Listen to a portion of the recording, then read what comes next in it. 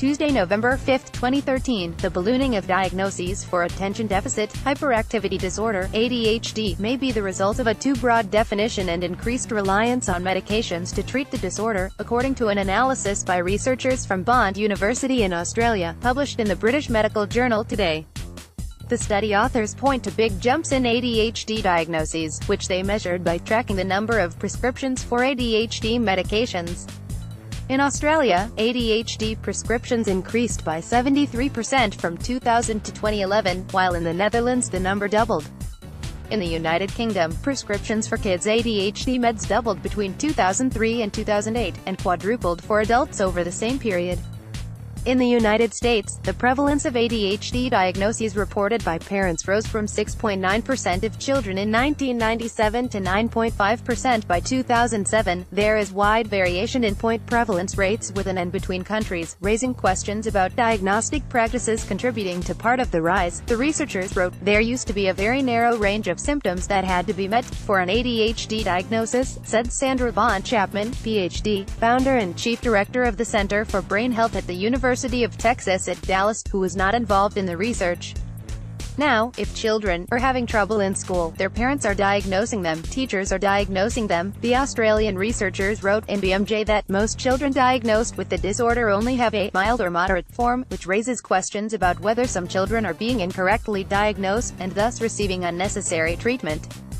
They noted that the most recent edition of the Diagnostic and Statistical Manual of Mental Disorders, DSM-5, doesn't even include a definition for moderate or mild ADHD, pinpointing the real causes of distraction. "You see kids being more and more distracted and not able to stay on task, and learning scores are going down," said Dr.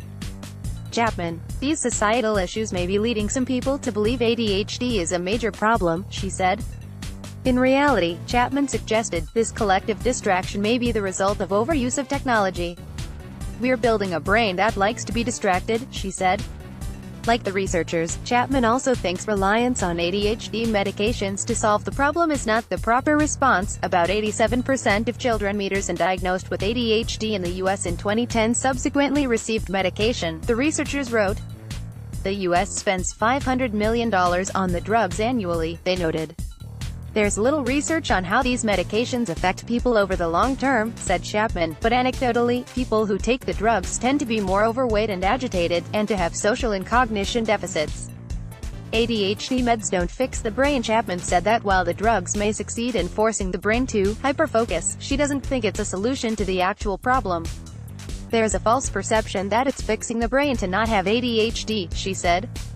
Instead of medication, she suggests that parents try to limit distractions for their kids, for example, by asking them to focus on a task for 20 minutes without having access to a phone or television. In general, limiting screen time and technological distractions can help the brain explore and grow as it should, she said.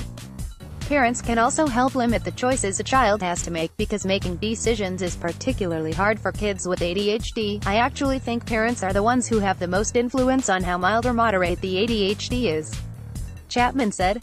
The researchers recommended implementation of new guidelines for diagnosing mild or moderate ADHD, including spending more time monitoring a child and understanding what else could be causing the distractions, they wrote.